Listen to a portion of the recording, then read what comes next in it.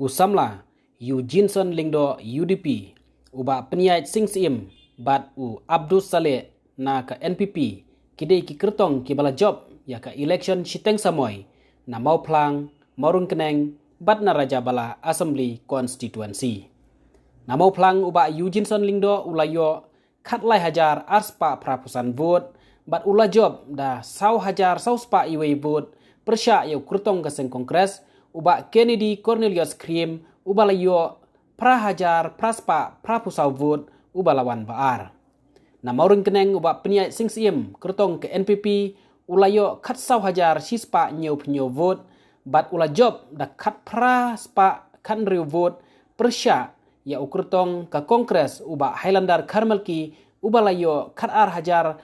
laispan vote bat wan haga kerdan baar bat na raja bala Abdul Saleh ulayo khat wejar praspa ar pulai vote bat job da khat khandai spa ar penriu vote persya ya ka kertong jong ka seng kongres ka Hasina Yasmin Mondal kabalayo khandai hajar praspa khandai punyo vote bat kabalawan baar uba Preston Tonsong ulab teng biang ban keno ba ka parti kongres kolong kum ka lieng kabala jangam bat ukhot ikinong yalam ka seng kongres banwan rungno syak NPP lane ka parti UDP nakaliang jong ka seng kongres kala kentho ba kene ka jingsya rem kadai namar ka jingjur palat ka jingthe pisa nakaliang ke NPP khamtam haraja bala kumba ka long menta ke NPP kadon arplaingut ki MLA bat ka UDP prangut kat ba ka kongres kala hiar syak ka khatnyungut ki MLA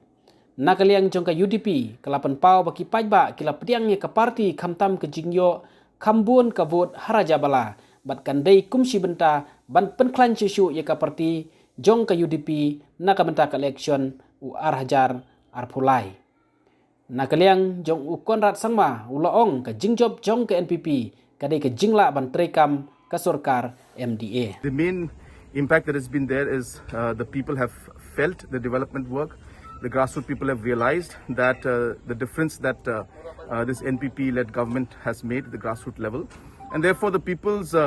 perception has been very positive about this government, and that's why so that's been the turning point. No matter how many campaigns and big meetings you have, it is ultimately the individual vote that matters, and only when you're able to touch the lives of the people and make a difference in their lives, then only they'll be able to, or they will vote. So therefore, this is a clear mandate that people have given. If you look across the three constituencies, it's a clear mandate for the government. If you look at the past history of Rajabala, since the NCP time, we have never won this seat. In the 2013 election, NPP got a mere 450 votes. In 2018, we got 4,800 votes. And this time, we had crossed 11,000 votes. So I don't term it as a close contest at all. It's a very, very, I should say, great response from the people. It shows the support and the pro-development work that this government is doing, and therefore it's a clear mandate for the government.